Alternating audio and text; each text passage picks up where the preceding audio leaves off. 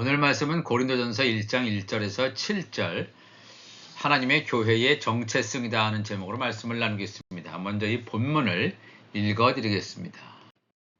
하나님의 뜻을 따라 그리스도 예수의 사도로 부르심을 받은 바울과 형제 소수대네는 고린도에 있는 하나님의 교회 곧 그리스도 예수 안에서 거룩하여지고 성도라 부르심을 받은 자들과 또 각 처에서 우리의 주 곧 그들과 우리의 주 되신 예수 그리스도의 이름을 부르는 모든 자들에게 하나님은 우리 아버지와 주 예수 그리스도로부터 은혜와 평강이 있기를 원하노라.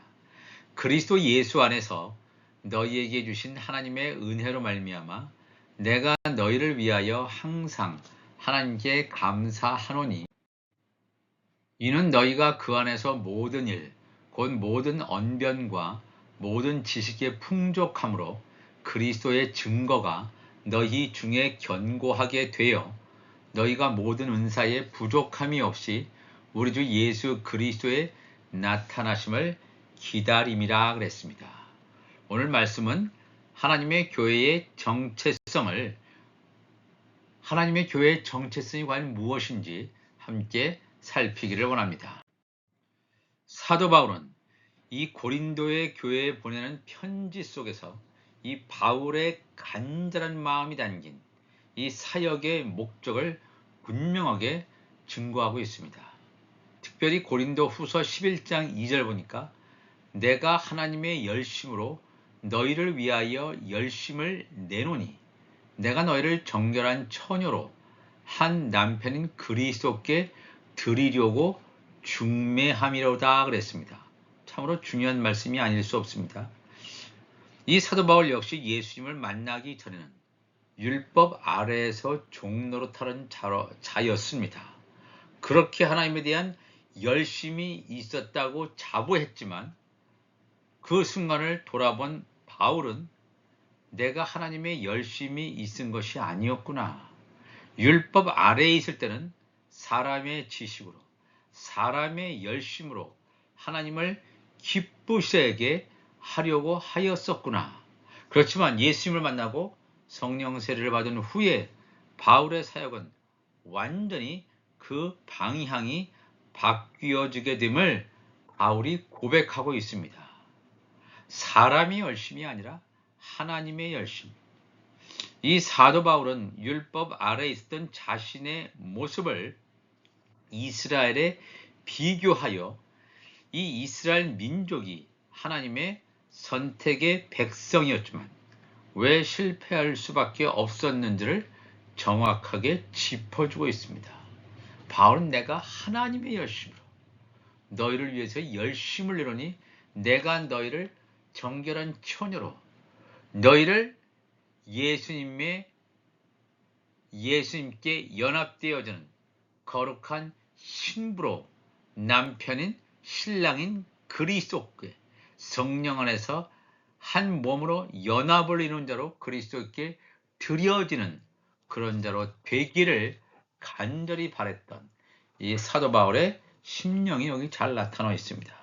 그렇다면 이스라엘 백성들은 왜 선택받은 백성이라고 자부하면서 그들은 실패의 길로 갔을까요? 로마서 10장 1절 보면 형제들아 내 마음에 원하는 바와 하나님께 구하는 바는 이스라엘을 위함이니 곧 그들로 구원을 받게 함이라. 자기의 동족 이스라엘 당연히 구원을 받기를 원하는 마음이 바울에겐 간절했습니다. 그렇지만 바울이 증언합니다. 왜냐? 자기도 과거에는 예수님을 만나기 전에는 이와 똑같은 삶을 살아왔기 때문에 그렇습니다. 그들이 하나님께 열심히 있으나 올바른 지식을 따른 것이 아니라 그랬습니다. 그들도 자기들과 똑같이 이스라엘은 하나님의 선민이라고 자부했던 하나님께 열심히 있습니다. 열심히 있지만 지식을 따른 것이 아니라 이 올바른이라는 표현은 이 원어에는 없는 말인데 지식을 따른 것이 아니다. 사람의 지식을 따른 그런 뜻이 아니라 하나님의 지식을 따른 것이 아니라 그랬습니다. 첫 언약의 율법 아예 하에 놓여져 있는 그 백성으로서 하나님의 지식을 따른 것이 아니니라. 하나님의 의를 모르고 자기 의를 세우려고 힘써 하나님의 의에 복종하지 아니하였다. 이 첫 언약인 이 율법 아래에 있다는 것은 하나님께 열심히 있다고 자부하지만은 하나님의 의를 따라간다고 하지만 그 결과적으로는 하나님의 의를 모르고 나의 의, 종교 행위를 하고 멸망받을 수밖에 없는 그 길로 갈 수밖에 없음을 바울은 증거하고 있습니다. 이스라엘이 지나왔던 모든 여정이 하나님께 대한 열심으로 그럴듯하게 포장이 되어 있었지만 사실은 사람의 열심이었음을 폭로하고 있습니다. 모세를 통하여 첫 언약인 율법을 받았지만 왜 이스라엘은 실패의 길로 갈 수밖에 없었을까요? 지식을 따르지 않았기 때문에. 하나님의 지식이 아니라 사람의 지식, 사람의 전통, 종교교리라고 하는 두터운 껍질에 겹겹이 쌓여 이 겉사람의 모습은 화려합니다. 종교인의 모습입니다. 그러나 속사람은 전혀 건드리지 못하는 종교인의 모습을 띠고 있었던 것입니다. 이 이스라엘은 열심을 다하여 하나님의 의에 도달하려고 최선을 다하였지만 그럴수록 그들의 삶의 결과는 하나님의 의를 추구하는 것이 아니라 자기들의 의를 추구하는 것으로, 그래서 이방인을 더욱더 멸시하고 하나님의 율법을 알지 못하는 자를 향해서 저주하고 멸시하는 자기들의 의를 추구하는 것으로 결론 지을 수밖에 없었다는 것을 바울은 말하고 있습니다. 이 바울의 사역의 초점은 율법 아래에 있는 자들 가운데서 하나님의 아들의 명분으로 세워지는 자들을 온전히 성장시켜서, 물론 바울이 성장시키는 게 아닙니다. 성령을 받을 수 있도록 그들을 위해서 기도하고, 물론 예정된 자만이 가능합니다. 그들을 온전히 성장시켜서 예수 그리스도의 신부로 믿음이 장성한 자가 될 수 있도록 그리스도께 중매하는 그러한 역할이 바울에게 있음을 바울은 분명히 알았습니다. 정결한 처녀에게 과연 이 복음으로 의의 열매가 맺혀지는, 그래서 그리스도께 더 다다를 수 있도록 예수 그리스도가 교회의 머리로서 그리스도와 한 몸으로 연합되는 중매 사역을 했던 것입니다. 예수님의 신부로 세우기 위해서는 그들이 갖고 있던 육적인 몸을 다 벗겨야 됩니다. 말씀으로 씻어야 됩니다. 그리스도의 할례가 이루어져야 됩니다. 그리고 그리스도의 의의 옷으로 갈아입혀 주기 위해서는 천국 복음이 임해야 됩니다. 이 말씀이 그들을 덮어야 됩니다. 그런 과정에서 수많은 어려운 일들, 부작용들, 실수들, 이런 것들이 많이 있습니다. 하루아침에 되어지는 것은 아닙니다.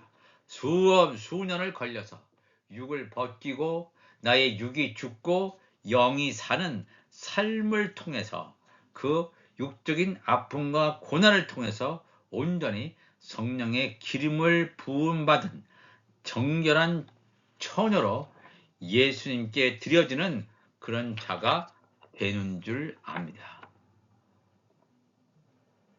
복음이 들어가기 전엔 이 교회가 땅의 교회인 것처럼 보입니다. 오늘도 바울이 말했던 이 교회가 땅에 속한 교회, 우리가 늘상 보는 그 교회의 모습과 비슷하게 보여집니다. 그런데 놀라운 사실은 이들 가운데서 하늘에 속한 교회가 있다는 것입니다. 이 바울은 하늘에 속한 교회를 정확하게 정의를 내리고 있습니다. 고린도전서 1장 2절 보니까 고린도에 있는 하나님의 교회, 곧 그리스도 예수 안에서 거룩하여지고 성도라 부르심을 받은 자들과 또 각 처에서 우리의 주, 곧 그들과 우리의 주 되신 예수 그리스도의 이름을 부르는 모든 자들에게 그랬습니다. 고린도에 있는 하나님의 교회라고 하는 표현은 고린도 지역에 있는 예수를 믿는다고 생각하는 모든 사람들을 말하는 것이 아닙니다. 하나님의 교회라는 말은 하늘에 속한 교회를 가리키고 있습니다. 이 물론 하늘에 속한 교회로 하나님께서 창세 전에 예정하셨지만 땅에 속한 교회의 모습처럼 살아온 고린도에 있는 사람들이 많이 있었음을 성경은 그대로 드러내고 있습니다. 그런데 바울이 전한 천국 복음이 들어가게 될 때 어떤 일이 벌어지냐 하면 그리스도 예수 안에서 거룩하여지는 역사가 일어난다는 것입니다. 이 거룩한 삶이란 중세시대의 수도승들이 했던 것처럼 수많은 고행과 행위, 종교 행위를 통해서 되어지는 것이 아닙니다. 전적인 하나님의 성령의 작업임을 우리는 깨달아야 합니다. 하나님께서 부르신 자들만이 예수님께 올 수 있으며 그들 안에 성령이 임하셔서 그들의 삶을 이끌고 나가시는, 인도하실 때, 또 예수님께서 전하는 복음, 말씀이 그들 가운데 머무를 때, 말씀이 그들을 좌우하고 그들의 삶을 주장할 때, 비로소 그들이 하나님의 거룩한 성전이 된다는 것입니다. 성령이 사는 초소, 거룩한 성전이 된다는 것입니다. 하나님의 성령이 거하시지 않고 말로만 우리가 거룩하여진 성도다, 아무리 외친다 할지라도 그것은 공허한 메아리가 될 뿐입니다. 하나님의 성령이 거하시고 내가 너에게 이른 말이 영이요 생명이라, 이 말씀이 우리 안에 거해서 우리의 속사람을 뒤집어 놓고 우리의 속사람을 변화시키는 놀라운 하나님의 역사가 있을 때 바로 그 자들이 하나님의 거룩한 성전이라고 하는 것입니다. 이 고린도전서 1장 2절 보면 천국 복음의 위력이 얼마나 대단한가 하는 것, 즉 복음의 영향력이 미치는 범위가 어떠한 것을 알 수가 있습니다. 부르심을 받은 자들과 또 각 처에서 우리의 주 곧 그들과 우리의 주 대신 예수 그리스도의 이름을 부르는 모든 자들이라고 했습니다. 각 처지요, 즉 모든 것 가운데서, 즉 복음의 영향력이 미치지 못하는 것이 없다는 것입니다. 어쩌면 이 바울의 현재 모습 가운데서 우리처럼 우리의 주라고 하죠. 우리의 주, 즉 바울과 소스데네와 같은 우리처럼 우리의 주이신 예수 그리스도의 이름을 부르는 자들만이 아니라 주이신 예수 그리스도의 이름을 부르는 그들에게도, 그들과, 즉 어떤 이 복음이 미치지 못하는 곳이 없는 우리뿐만 아니라 그들에게도, 각 처에서도, 모든 것 가운데서도 하나님의 복음의, 천국 복음의 영향력이 미친다는 사실을 사도 바울은 증거하고 있습니다. 그렇다면 바울의 복음이 어떻게 그들에게 엄청난 영향력을 행사할 수 있었을까요? 고린도전서 1장 4절을 보니까 그리스도 예수 안에서 너희에게 주신 하나님의 은혜로 말미암아 내가 너희를 위하여 항상 하나님께 감사하노니 그랬습니다. 바울의 복음을 듣는 자들이 사실은 예수 그리스도 안에 있었던 자들이라는 사실입니다. 이들이 바로 뭐예요? 하늘에 속한 교회예요. 창세전에 말씀 안에 있었던 좋은 씨들이었다는 것입니다. 그러므로 당연히 이들에게 하나님의 은혜가 임할 수밖에 없었습니다. 내가 언제, 어느 때에, 어느 장소에서 하나님의 은혜를 받아야지 해서 하나님의 은혜를 받는 사람이 있습니까? 아닙니다. 전혀 기대하지 않았는데, 전혀 기대하지 않았던 곳에서 하나님의 은혜가 임합니다. 누구에게요? 선택받은 자에게 하나님의 때가 되었을 때, 좋은 밭에 하나님의 말씀이 뿌려질 때 의의 열매가 맺혀진다라고 하는 것입니다. 그리스도 예수 안에 있는 자들은 예수님께서 이 땅에 오셔서 예수님의 사명을 이루신 것처럼 영적으로 하나님의 아들 신분이신 우리도 역시 우리의 사명을 알게 되는 것. 이것이 바로 하나님의 은혜입니다. 하나님의 은혜라고 하는 건 뭐냐면 내가 이 땅에 분명한 사명이 있구나. 예수님께서도 하나님 아버지에 의해서 파송받으셔서 하나님의 은혜를 온전히 받으셔서 하나님의 사명을 이루신 것처럼 우리도 이 땅에 태어났으면 이 땅에 왜 왔는지, 왜 태어났는지 자신의 사명을 분명히 아는 자, 바로 그들이 그리스도 안에 있는 자입니다. 그러나 현실은 내가 이 땅에 왜 왔는지, 왜 태어났는지 자신의 사명을 알지 못하고 방황하는 자들이 무수히 많다고 하는 것입니다. 그렇지만 율법 아래에 있었던 이스라엘 백성들은 하나님의 지식이 아니라 사람의 지식, 율법의 행위를 따라감으로 멸망당할 운명에 처하게 되었음을 성경은 증거하고 있습니다. 로마서 9장 31절 보니까 의의 법을 따라간 이스라엘은 율법에 이르지 못하였다 그랬습니다. 하나님에 의해서 첫 언약인 율법이 모세를 통해서 주어지는데 의의 법을 따라갔잖아요. 이스라엘은. 그런데 율법에 이르지 못하였다 그랬습니다. 율법의 아래에 있으면서 율법에 이르지 못하였다? 멸망당하는 거죠. 율법을 완성해야 되는데 율법을 완성할 수 있는 자는 예수 그리스도 이외에는 없습니다. 어찌 그러하냐? 이는 그들이 믿음을 의지하지 않고 행위를 의지함이라. 부딪힐 돌에 부딪혔다 그랬어요. 산돌이신 예수님께 부딪혀요. 예수 그리스도를 믿고 따라야 되는데 물론 그 당시는 예수님이 오시기 전이죠. 율법 아래의 시대란 말이에요. 그러니까 그들은 종교 행위를 할 수밖에 없었다는 것입니다. 기록된 바 보라 내가 걸림돌과 거치는 바위를 시온에 두노니 그를 믿는 자는 부끄러움을 당하지 아니하리라 함과 같으니라. 이 산돌이신 예수 그리스도께 나아가야 되는데 그들은 그렇게 하지 못하였음을 성경은 증거하고 있습니다. 율법 아래에 있다는 것은 예수님이 오시기 전까지는 뭐예요? 흑암 안에 가두어져 있는 삶을 살 수밖에 없습니다. 그들은 죄를 지을 수밖에 없는 삶을 살 수밖에 없다라고 하는 것입니다. 율법 아래에 있는 자. 그럼에도 불구하고 사도 바울과 같은 자 율법 아래에 있었지만 창세전에 하나님의 아들로 예정되어 있던 자들은 완전히 하나님의 때가 임했을 때 완전히 다른 삶을 사는 것을 보게 됩니다. 고린도전서 1장 5절을 보니까 이는 너희가 그 안에서 모든 일, 곧 모든 언변과 모든 지식에 풍족함으로 그랬습니다. 하늘에 속한 교회인 너희들은 예수 안에서 그 안에서 모든 일에 풍족한 삶을 산다는 것입니다. 여기서 말하는 풍족한 삶이라고 하는 것은 이 땅의 것으로 물질적으로 풍족한 삶을 사는 것이 아닙니다. 그 안에서 예수 안에서 모든 것으로 풍족하다고 하는데 이 모든 것으로 풍족하다는 것은 예수 안에서 모든 풍족하다는 것이 모든 언변으로 풍족하고 모든 지식으로 풍족하다라고 하는 것입니다.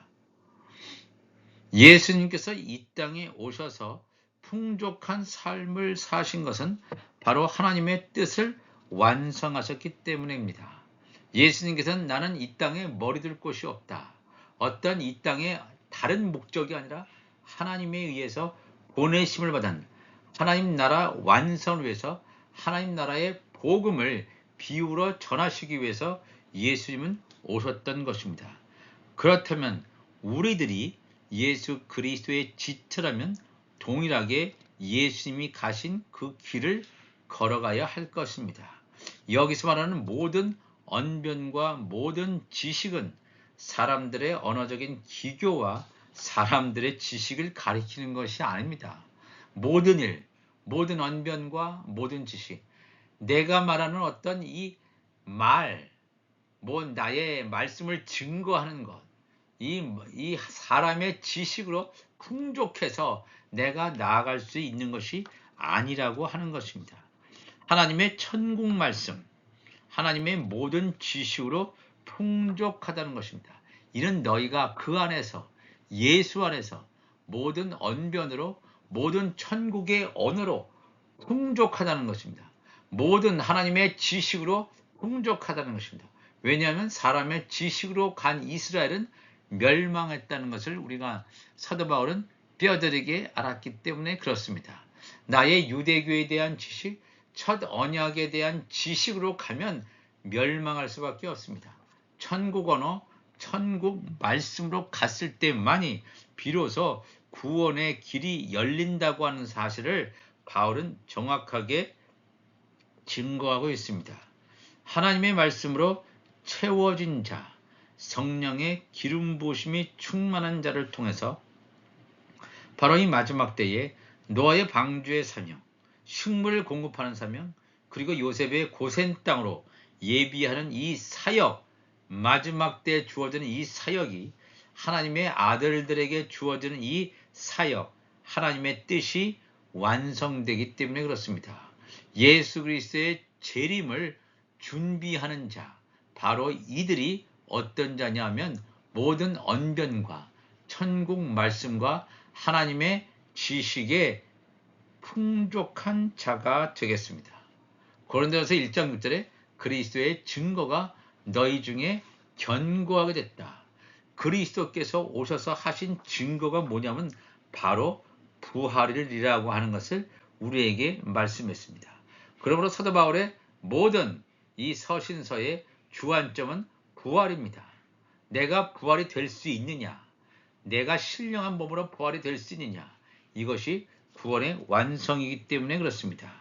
하나님의 말씀으로 채워준 자는 그리스도께서 증거하신 부활의 신앙으로 견고하게 되어진다는 것입니다. 바로 이 부활이라고 하는 것은 육이 죽고 영이 사는 삶으로 바꾸어지지 않고서는 결코 가능하지도 할 수도 없기 때문에 그렇습니다. 사람의 지식으로 이 땅에서 종교 철학이나 어떤 종교 교리나 종교 행위로 아무리 믿음의 생활을 한다 한들 부활의 비밀을 알 수도 없고 깨닫지도 못하므로 막연한 그냥 종교 생활을 할 수밖에 없습니다. 막연한 종교 생활은 생명의 길이 아니라고 하는 것입니다.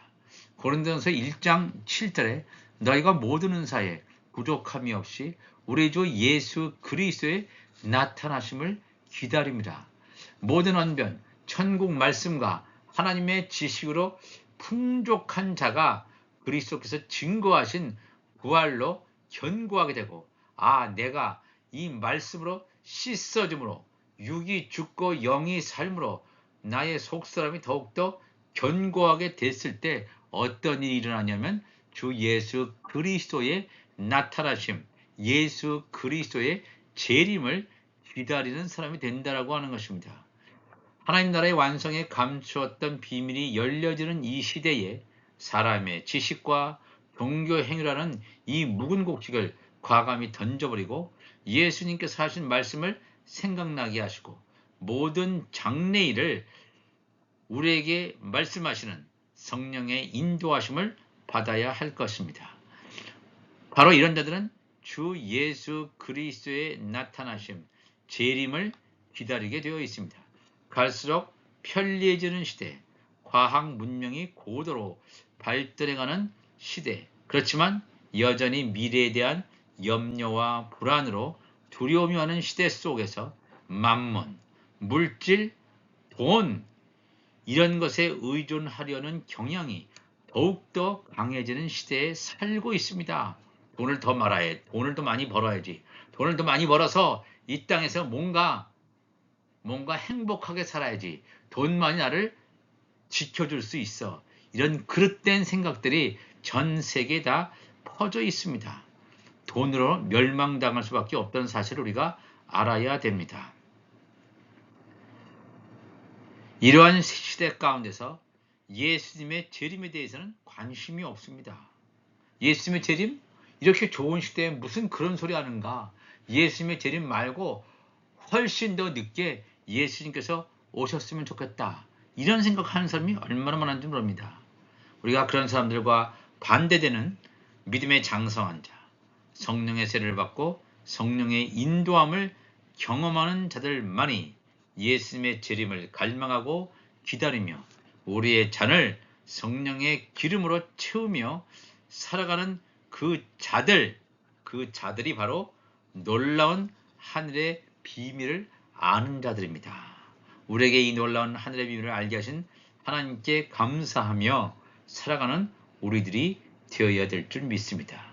예수님의 재림을 기다리는 그 이유는 나의 영이 하나님의 성령과 온전히 연합되어서 하나님의 본체를 우리가 온전히 깨닫고 내가 그분의 지체였구나. 내가 예수 그리스도의 몸이었구나.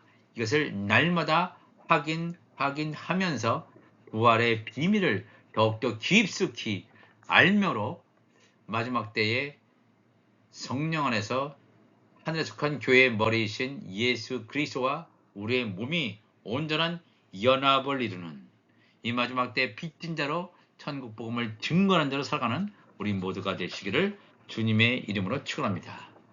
하나님 아버지 감사합니다. 오늘 하나님의 교회의 정체성을 살펴봤습니다. 열방의 교회들이 무수한 교회들이 많이 있습니다. 그러나 다 대부분 땅에 속한 교회인데 이 땅에 속한 교회 가운데서 율법 아래에 있는 자들 가운데서 이 복음이 던졌을 때, 복음이 임하였을 때, 하나님의 성령이 임하였을 때 그들 가운데서 하나님의 아들의 명분으로 세워지는 자, 하늘의 교회가 있음을 사도 바울은 증거하고 있고 저들이 부활 신앙으로 예수 그리스도의 재림을 사모하고 있다는 사실 우리에게 알려주신 것처럼 오늘도 우리가 말씀을 통해서 예수 그리스도의 다시 오심을 사모하며 말씀을 가득 채우는 우리 모두가 되게 하여 주옵소서. 감사하며 예수님의 이름으로 기도합나이다. 아멘.